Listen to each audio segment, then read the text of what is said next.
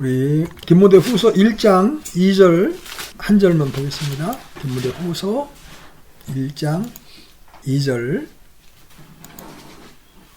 찾으셨으면 같이 읽어보겠습니다. 시작. 나의 극진히 사랑하는 아들 디모데에게 편지하노니 하나님 아버지와 그리스도 예수 우리 주로부터 은혜와 긍휼과 평강이 있기를 원하노라.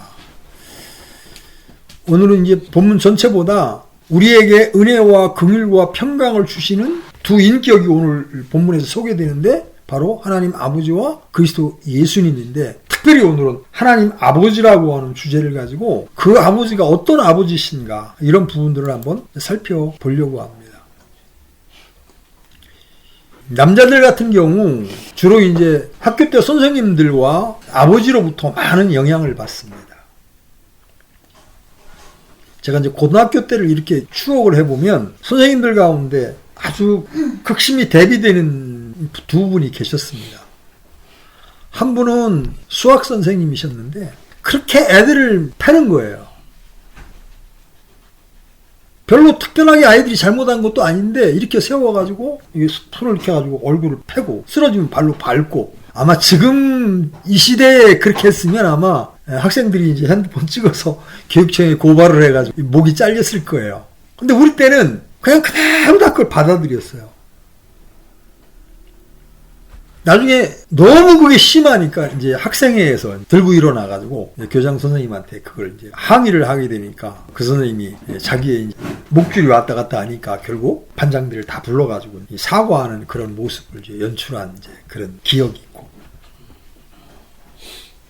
또 한 선생님은 이 한 학생이 진짜 잘못했는데 그래서 다른 선생님이 그 학생을 징계위원회에 올리겠다고 하는데도 그 학생이 한 행위를 특별하게 그 잘못된 행위가 아니라고 감싸줌으로 그 학생을 징계위원회에 넘어가지 않게 했을 뿐만 아니라 평생토록 그 학생으로 하여금 더 이상 공부하면서 내가 컨닝을 하지 않겠다라는 결심을 하게 한 선생님이 계셨어요.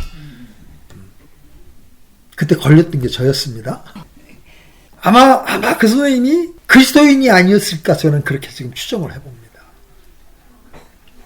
그 선생님이 속기 선생님이었는데, 속기라는 게 뭐냐면 사람이 말하는 걸 빨리빨리 받아 적는 건데, 이 받아 적으려면 약식 부호로 했습니다 그러면 뭐 점을 하나 찍는다든지 해야 되는데, 부호를 도대체 안 내어주는 거예요. 나는 그 시험은 나가왔는데 그래가지고 만약에 메모 쪽지를 이렇게 만들어가지고 이제 이건 이런 뜻이다 갖고 갔다가 감독 선생이 독한 사람을 만나가지고 걸렸어요. 그걸 뺏어가지고 이제 감독 선생님이 속기 선생님한테 이거 컨닝 페이퍼 맞죠? 그러니까 딱 보더니 이거 뭐 시험하고 별 관계가 없는 거네요. 직접적인 관련되는 거를 분명히 본인이 알았음에도 불구하고 그걸 덮으시더라고. 그게 고등학교 1학년 때 일어났더니 그 이후로 제가 내 평생에 다시는 내가 컨닝을 하지 않겠다고 하는 결심을 하게 된 동기가 되었어요. 또 남자들마다 아버지에 대한 추억이 있을 거라고요. 그건 뭐 자매님들도 마찬가지고. 어떤 아버지는 너무 다정해서 그냥 우리 아빠가 최고야. 나도 나중에 시집가면 우리 아빠 같은 사람한테 시집갈 거야. 그런 아빠가 있는가 하면, 또 어떤 사람은 술만 먹고 들어오면은 아이들 괴롭히고 엄마를 구타하고 그런 아빠에 대한 어떤 이미지를 가지고 있는 사람도 있을 거라는 거죠. 또 어떤 사람은 사람은 좋은데 무뚝뚝해. 말이 없고 여러 가지 다양한 감상의 아버지에 대한 이미지가 있을 수 있을 거예요. 이제 오늘 우리는 하나님 아버지에 대한 이야기를 하려고 이 이야기를 이제 꺼낸 거예요. 성경에는 하나님을 지칭하는 칭호가 이루 말할 수 없이 많습니다. 그 중에 가장 친근한 이름이 뭐예요? 아버지예요. 비록 이 세상에서 인간 아버지는 내가 원하는 대로의 그런 100점짜리 아버지는 없을 겁니다. 그렇지만 저와 여러분에게 영원히 자랑스러운 한 분 아버지가 계십니다. 아버지란 매우 많은 것을 내포하는 거예요. 한국인들에게 있어서 아버지의 개념은 주로 혈통 중심이죠.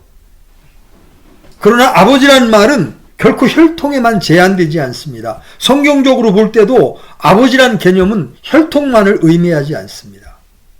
아브라함은 믿음의 조상입니다.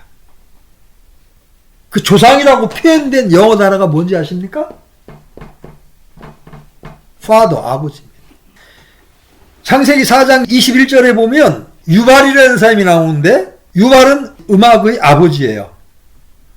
그의 동생의 이름은 유발이니 그는 하프와 오르간을 다루는 모든 자들의 조상이 되었더라. 모든 자들의 아버지가, 음악의 아버지가 되었더라. 오늘날 근대 음악의 아버지라고 하면 바알을 떠올리지만 유발은 진정한 의미의 음악의 아버지였습니다. 여기서 아버지라는 말은 시조, 처음 시작한 사람, 그런 의미죠? 바로 개척자의 의미라는 거예요. 세상에서도 어떤 것의 설립자나 개척자를 아버지라고 부르죠. 예를 들어 우리는 이승만 대통령을 건국의 아버지라고 부르죠. 또 근대 선교의 아버지라고 하면 윌리엄 캐리, 또 미국의 조지 워싱턴, 그런 사람이 무엇을 시작했다는 의미에서 아버지라고 불리고 옵니다. 이런 예는 우리 주위에 매우 많이 있어요. 그런 면에서 사탄은 거짓의 악이라고 불립니다. 요한복음 8장 44절에 그런 말씀이 나오죠. 거짓의 기원은 사람이 아니라 마귀라는 거예요. 아담이 거짓의 아비가 아닙니다. 마귀가 거짓의 아비입니다. 자, 요한복음 8장 44절 한번 열어보십시오. 요한복음 8장 44절.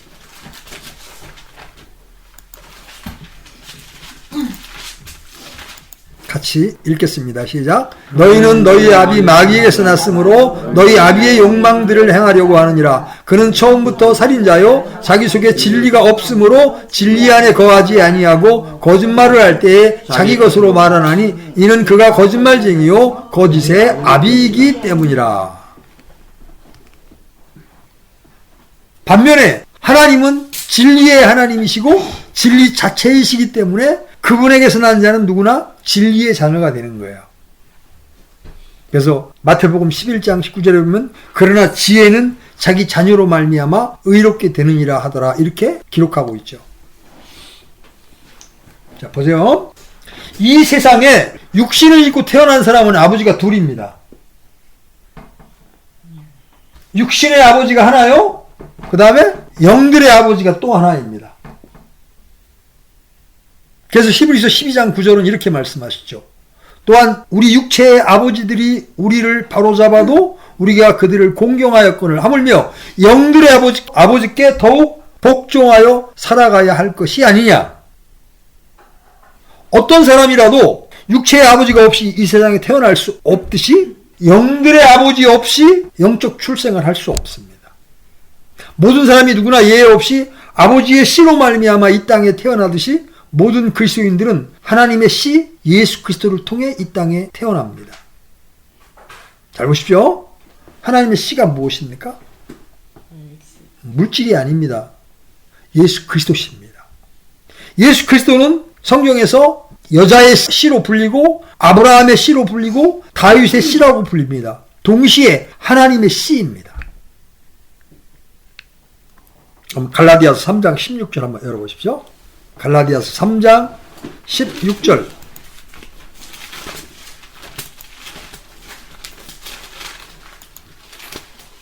같이 읽겠습니다. 시작. 이제 그 약속들은 아브라함과 그의 씨에게 하신 것인데 그분께서 여럿을 가리키며 씨들에게 하지 아니하시고 하나를 가리키며 내 씨에게 하시나니 이 씨는 그리스도시라. 또 요한일서 3장 9절은 한번 펴보십시오. 이렇게 말씀하십니다. 요한일서 3장 9절.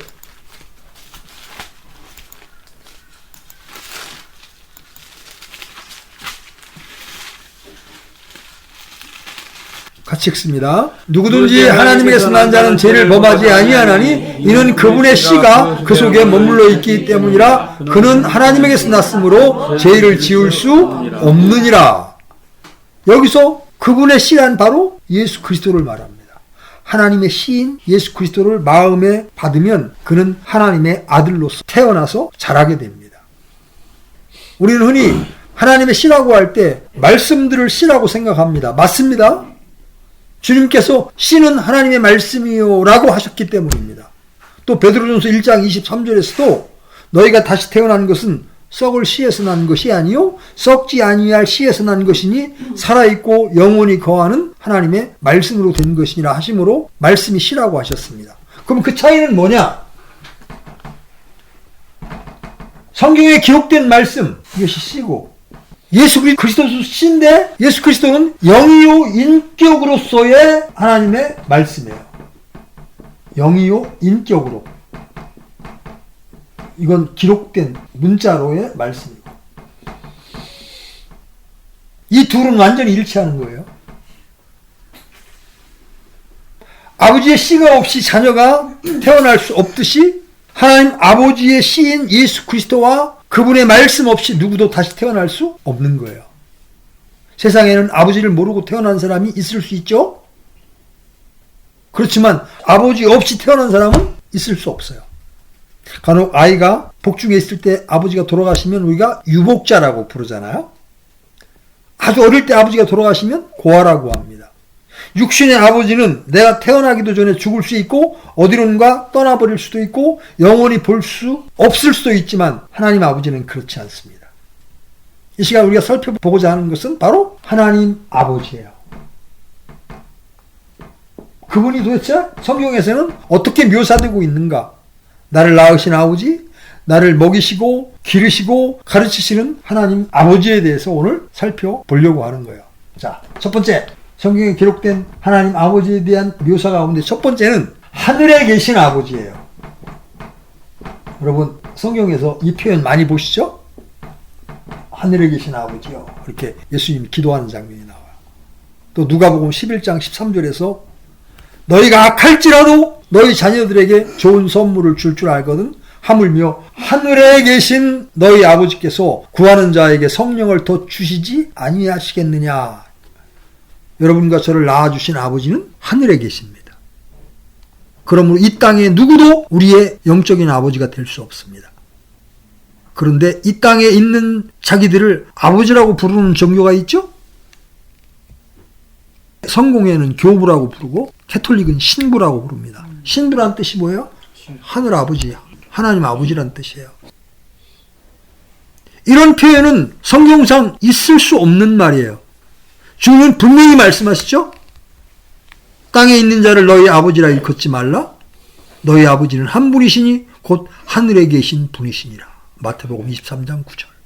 땅에 있는 사람들에게 아버지라 부르지 말라는 거예요. 근데 그들은 대부, 그 사람들 영세받을 때 대부 대모를 세웁니다. 세상의 종교인들, 철학자들의 아버지는 하늘에 계시지 않습니다. 그들은 하늘에 계신 분이 누군지를 모릅니다. 하늘에 무엇이 있고 누가 있는지 제대로 아는 사람은 하늘에 계신 하나님의 자녀들 뿐이라는 거예요. 우리는 알죠? 셋째 하늘에 하나님이 계시고 거기에 보좌가 있고 성소가 있는 것을 압니다. 우리가 믿는 하나님은 이 땅에 있는 하나님이 아니라 하늘에 계신 아버지시다. 근데 이 하나님은 또 어떤 하나님이냐? 복음을 통해 나를 구원하신 나의 아버지는 우리의 영들을 낳으신 영들의 아버지예요. 영들의 아버지. 육신적 아버지가 아니란 뜻입니다.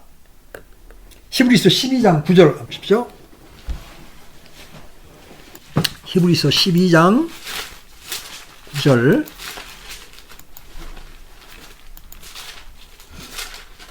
같이 읽겠습니다. 또한 우리에게 있던 우리 육체의 아버지들이 우리를 바로잡아도 우리가 그들을 공경하였거늘 하물며 영들의 아버지께서 우리가 더욱 복종하고 이로써 살아가야 하지 아니하겠느냐.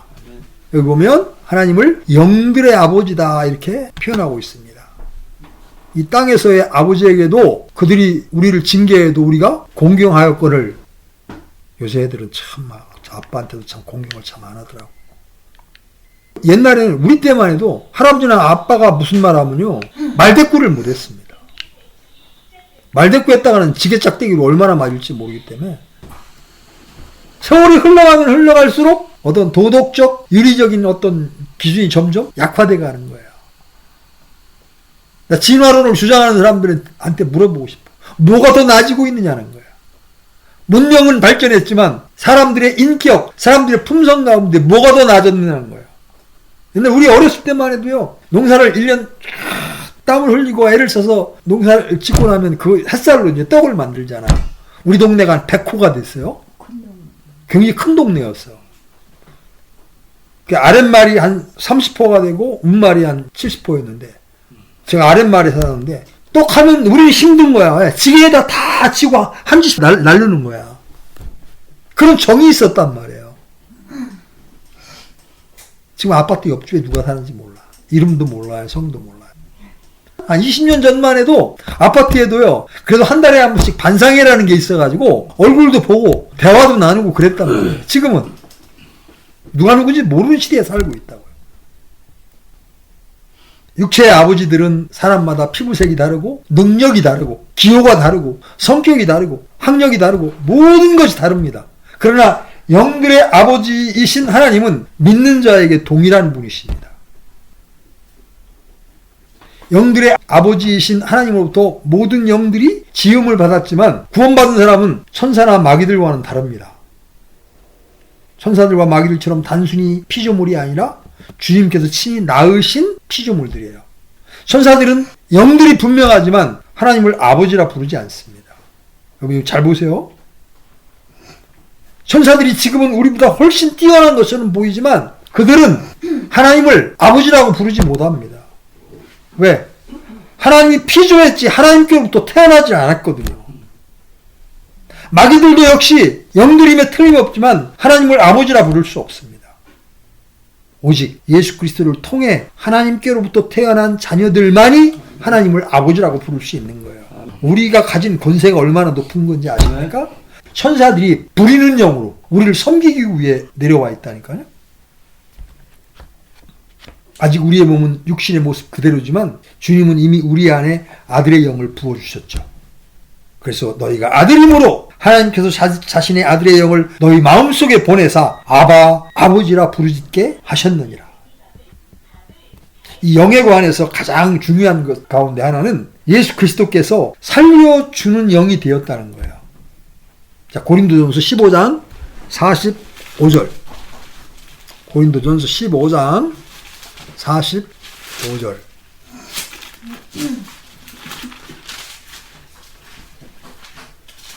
찾았으면 같이 읽겠습니다. 시작. 그러므로 기록된 바 첫사람 아담은 살아있는 혼이 되었다함과 같이 마지막 아담은 살려주는 영이 되셨느니라.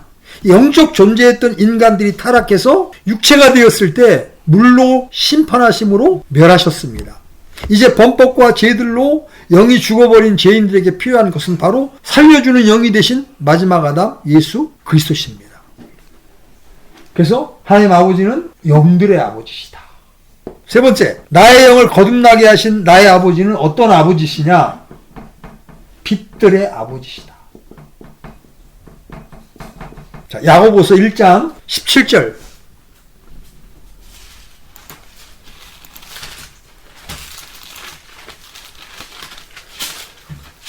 야고보서 1장 17절 같이 읽습니다. 시작. 모든 좋은 선물과 모든 완전한 선물은 위에서 오며 빛들의 아버지로부터 내려오거니와 그분께는 변함도 없고 회전하는 그림자도 없느니라. 여기 빛들의 아버지라는 표현이 나오죠. 나의 아버지 또 우리의 아버지는 빛들의 아버지이시기에 빛을 창조하셨습니다. 이 세상을 창조하기 전 땅은 형태가 없고 비어 있으며 어둠은 깊은 표면 위에 있었습니다. 그때 하나님께서 빛이 있으라 이렇게 명령하시죠. 주님은 빛을 비추게 하는 태양과 달과 별을 창조하셔서 우리에게 하나님을 아는 지식을 주셨습니다. 빛들의 아버지시기에 빛 가운데 거하십니다. 그래서 디모데전서 6장 16절에는 오직 그분께만 죽지 아니함이 있고 아무도 접근하지 못할 빛에 거하시며 나의 아버지께서 빛들의 아버지시기에 나는 빛의 자녀가 되는 거죠. 그래서 바울은 데살로니가에 보내는 편지에서 너희는 다 빛의 자녀요 낮의 자녀라 우리가 밤이나 어둠에 속하지 아니하나니 이렇게 말하고 에베소에 보낸 편지에서는 이는 너희가 전에는 어둠이더니 이제는 주 안에서 빛이기 때문이라 빛의 자녀들처럼 걸으라 이렇게 우리에게 권면합니다. 빛의 자녀가 되는 방법은 내가 선한 일을 많이 하고 종교심에 심취해서 열정적으로 교회 일을 하는 것이 아닙니다. 빛들의 아버지이신 하나님에게서 태어나야 빛의 자녀가 되는 겁니다. 빛이신 예수 그리스도를 믿을 때 빛이 되는 겁니다. 하나님의 방법은 행위나 업적이나 일이 아니고 빛이신 예수 그리스도를 믿음으로 받아들이고 믿는 거예요. 그래서 이렇게 빛이 된 후에 우리는 어떻게 살아야 돼요? 이제 빛의 자녀들로서 걸어야 되는 거예요. 여러분, 빛이신 예수 그리스도를 마음에 여러분의 구주로 받아들이셨습니까? 그래서 여러분 마음의 어둠이 이제 갇히고 여러분 마음이 밝아졌습니까? 그렇다면 빛으로 사는 일은 어렵지 않습니다. 하나님이 빛이시기 때문에 죄를 가지고 있으면 하나님과 교제가 안 되는 겁니다. 구원받은 신자랄지라도 내가 어떤 죄를 짓고 하나님께 회개하고 자백하지 않으면 하나님과 나 사이에 죄가 가로막는 거예요. 여러분, 태양이 떠 있어도 시커먼 구름이 이 하늘을 가리고 있으면 그 햇빛이 밝게 우리를 비치지 못하잖아요. 그래서 이사야 대언자가 말한 것처럼 내가 손이 짧아 너를 구원하지 못함이 아니요 내가 귀가 멀어서 듣지 못함이 아니라 너와 나 사이에 죄가 가로막고 있느니라 이렇게 말하고 있다. 그래서 하나님은 빛들의 아버지시기 때문에 우리가 죄를 가지고 있으면 스탑, 너하고 교제 안 해, 멈추신다고. 그래서 내가 이 죄들을 들고 하나님께 나와 그 죄를 자백하고 예수님의 피로 정결하게 받은 다음에야 다시 담장이 제거돼서 하나님과 교제할 수 있는 거예요. 이걸 가로막고 있는 게 이른바 구원파라는 모임이에요. 자백하면 구원이 아니라는 아주 잘못된 교리를 내세워서 신자와 하나님 사이의 교제 회복을 막고 있는 거죠. 자, 네 번째, 우리가 아버지라고 부르는 그분은 어떤 아버지시냐? 진리의 말씀으로 나를 낳으신 아버지는 바로 영광의 아버지다. 에베소 1장 17절 열어봅니다. 에베소 1장 17절.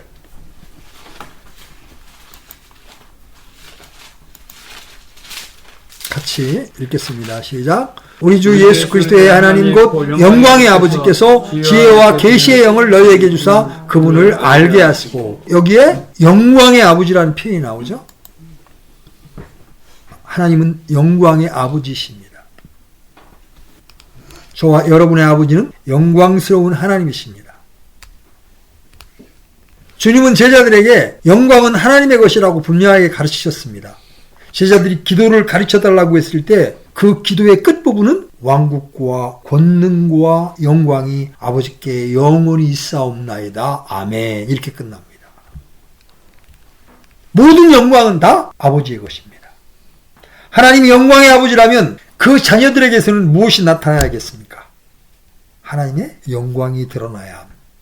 거울이 빛을 반사하듯이 달이 빛을 받아 세상을 비추듯이 영광의 아버지에게서 난 자녀들은 자연스럽게 아버지의 영광을 받아 세상을 비출 수 있습니다. 모든 면에서 우리의 본이 되시는 예수 그리스도를 보십시오. 하나님의 유일한 독생자이신 그분을 보십시오. 요한이 예수님을 보고 이렇게 말합니다. 우리가 그분의 영광을 보니 아버지의 독생하신 분의 영광이요 은혜와 진리가 충만하더라. 예수 그리스도는 하나님의 영광의 광채이시기 때문입니다. 그래서 야고보는 이렇게 말합니다. 내 형제들아, 영광의 주 곧 우리 주 예수 그리스도의 믿음을 너희가 가졌으니. 우리가 무엇을 성취하고 이루고 드러내서 앱으로부터 누군가로부터 영광을 얻는 것이 아니라 영광의 아버지의 하나님, 영광의 주 예수 그리스도, 영광의 영이신 성령을 통해서 안으로부터 그 영광이 밖으로 드러나야 한다는 거죠. 영광의 하나님이 아버지시기에 우리는 영광스러운 자녀가 된 겁니다. 그런 거로 우리는 하나님의 영광을 더럽히지 말고 세상에 무엇으로 바꾸지 말아야 합니다. 그리고 어떤 영광도 하나님 외에 누구에게도 돌려서는 안 됩니다. 이른바 하나님의 큰 종들이라고 하는 목회자들이 자꾸 그 영광을 자기가 취하려는 경향이 있습니다. 하나님은 당신의 영광을 그 누가 침해하는 것을 원치 않으십니다. 주님께 돌아가야 할 영광을 가로채는 것은 가장 사악한 탐심이요 교만이요 도둑질입니다. 타락한 인간과 마귀를 제외한 우주 만물의 모든 피조물은 하나님께 영광을 돌리고 있습니다. 그래서 시편 19편 1절에는 하늘들이 하나님의 영광을 밝히 드러내고, 마귀는 하나님의 영광을 찬탈해서 자신에게로 돌렸죠. 사람들은 서로가 서로에게 영광을 돌립니다. 너희가 서로 영광을 받고 오직 하나님께로부터 나오는 영광은 구하지 아니하니 어찌 믿을 수 있겠느냐. 그리스도인들끼리 서로 칭찬하는 것을 반대하지는 않습니다. 서로 격려하고 칭찬하는 것은 매우 훌륭한 미덕입니다. 문제는 그런 일을 통해 자신이 영광을 받거나 높임을 받을까 주의해야 합니다. 하나님은 영광의 아버지시기 때문에 그렇습니다. 다섯 번째, 우리 아버지는 어떤 분이십니까? 긍휼의 아버지이십니다. 긍휼의 아버지. 에베소 2장 4절 열어봅니다. 에베소 2장 4절 같이 읽겠습니다. 시작. 긍휼이 풍성하신 하나님께서 친히 우리를 사랑할 때 보여주신 자신의 크신 사랑으로 인하여, 여기 긍휼이 풍성하신 하나님이라는 표현이 나오죠. 여러분의 아버지는 엄하고 무자비합니까? 아니면 긍휼이 풍성하고 은혜와 사랑이 넘치는 분입니까? 하나님은 이 땅의 죄인들을 향해 오래 참으시고 예수 그리스도를 통해 긍휼을 풍성히 베푸셨습니다. 긍휼이란 말은 죄에 대한 대가, 형벌을 받아야 하는데 면제받는 것을 말합니다. 주님의 긍휼이 없다면 이 세상에 살아남을 사람은 아무도 없을 겁니다. 저와 여러분이 성경을 읽고 기도할 때뿐 아니라 죄를 짓고 악할 때 주님은 묵묵히 그 현장에 나를 보고 계셨습니다. 그때마다 주님께서 칼을 뽑아들었다면 목숨이 1000개가 있다 해도 보존하지 못했을 겁니다. 하나님은 크신 긍휼로 우리에게 징계의 매를 드심으로 다가올 심판에서 받을 손해와 슬픔을 미리 제해 주십니다. 어떤 분은 그리스도인이 되고 나서 하나님의 징계를 받아본 적이 없다고 하는데 둘 중에 하나죠. 크게 죄를 지은 적이 없거나 아니면 사생아이기 때문입니다. 자, 그 다음에 여섯 번째, 우리 아버지는 어떤 아버지냐? 영원하신 아버지예요. 이사야서 9장 6절에 보면, 물론 이 부분은 예수님에 대한 이렇게 묘사이기도 하지만 영존하는 아버지라 불릴 것이라 이런 표현이 나옵니다. 우리 하나님은, 나의 하나님은 죽지 아니하시며 영존하신 분이십니다. 아멘. I am that I am. 바로 이 아버지의 이름이십니다. 신자는 영존하신 아버지란 사실에 대해서 무지해서 안 됩니다. 베드로는 권면하기를 주께는 하루가 1000년 같고 1000년이 하루 같다는 이 한 가지 사실에 대하여 무지한 자가 되지 말라 이렇게 권면합니다. 아버지께서는 영원하신 분이시기에 그분께서 나음을 받은 우리 또한 영존하는 생명을 가질 수 있게 된 겁니다. 이 아버지라는 말은 낳은 자라는 말이에요. 영어에서 본, 태어난, 이거는 어머니에게서 신체적으로 출생하는 것을 말합니다. 근데 킹제임스 성경이 사용하는 비가튼이라는 단어는, 이거는 아버지가 자식을 낳을 때 쓰는 말이에요. 엄마가 낳을 때는 본이라는 단어를 쓰지만 아버지가 나를 낳았다 할 때는 비가튼이라는 표현을 씁니다. 바로 하나님의 독생하신 아들이 예수 그리스도십니다. 성경에서 7번이나 우리 주 예수 그리스도의 아버지라고 표현합니다. 왜 그럴까요? 아버지와 아들은 동일한 생명을 가지고 동일한 존재입니다. 아버지가 사람이면 아들도 사람이죠. 아버지가 하나님이면 아들은 당연히 하나님입니다. 하나님은 오랫동안 한 아들만 계셨죠? 하지만 이제 예수 그리스도를 통해 많은 아들들을 가지시게 됐어요. 누구든지 그의 이름을 믿는 자들에게는 하나님의 아들들이 되는 권세를 주셨으니, 하나님 아버지께서는 이제 많은 아들들을 얻으셨습니다. 어떤 사람이 말하듯이 하나님은 우리 모두의 아버지라고 하지만 그건 성경적으로 완전히 잘못된 말이에요. 하나님은 모두의 하나님이며 만인의 주이신 것은 사실이지만 모든 사람의 아버지는 아닙니다. 하나님은 예수 그리스도를 믿고 거듭난 사람들만의 아버지십니다. 믿지 않는 자들의 아버지는 하나님이 아니라 하나님이 되고 싶어 했던 사탄이에요. 성경은 항상 다른 두 가지에 대해서 분명하게 대조하면서 선택을 요구하죠. 이 세상은 믿는 자들의 아버지인 하나님과 믿지 않는 자들의 아버지인 사탄이 있어요. 그런데 하나님 아버지는 자기 자녀들을 결코 잃어버리지 않으시며 지옥에 보내지 않으십니다. 이 세상은 하나님의 왕국이 있고 사탄의 왕국이 있습니다. 하나님의 왕국은 의의 왕국인 반면 사탄의 왕국은 죄의 왕국입니다. 그리고 이 죄의 왕국은 완전히 멸해질 겁니다. 그래서 아모스 9장 8절에 내가 그 왕국을 진멸해서 멸하리라 이렇게 말씀하십니다. 이 세상의 모든 사람들은 하나님의 피조물이죠. 하지만 모두 하나님의 아들들은 아니에요. 하나님의 자녀가 있고 마귀의 자녀가 있습니다. 이 세상의 모든 사람은 아담의 자식이요 노아의 자식이라는 점에서 한 형제이지만 영적으로는 전혀 남남이에요. 마귀의 형제들이 있고 예수 그리스도의 형제들이 있습니다. 예수 그리스도는 믿는 여러분과 저의 맏형이 되십니다. 자, 하나님 아버지를 통해 우리는 완벽한 아버지의 이미지를 볼 수 있습니다. 하늘에 계신 아버지, 영들의 아버지, 빛들의 아버지, 영광의 아버지, 긍휼의 아버지, 영원하신 아버지. 여러분, 이분이 여러분의 아버지가 되십니다. 아멘? 아멘. 이 영원하신 아버지가 영원히 떠나지 아니하시고 여러분과 함께 하겠다고 약속하고 계십니다. 이것을 여러분들이 믿음으로 받아들이게 될 때 여러분 마음 안에는 안식이 있는 거예요. 평안이 있는 거예요. 찬송가의 작시자의 고백처럼 겁날 게 없게 되는 거예요. 이 땅에서는 우리가 시원찮은 아버지를 두었을 수 있습니다. 경제력도 없고 연약하고 무능해서 나를 고생시키셨을 수 있습니다. 그러나 우리에게는 그런 아버지만 계신 게 아니라 영원하신 아버지, 나를 향하여 긍휼을 품고 계시고 나에게 빛을 비춰주시고 나에게 모든 것들을 공급하시는 완벽한 아버지가 계신다는 거예요. 그 사실로 인하여 우리는 성공한 인생이 된 거예요. 우리 하나님 아버지는 전적으로 신뢰할 만한 분이십니다. 공중의 새를 먹이시고 들의 풀을 입히시는 그분께서 자녀들을 굶게 하시겠습니까?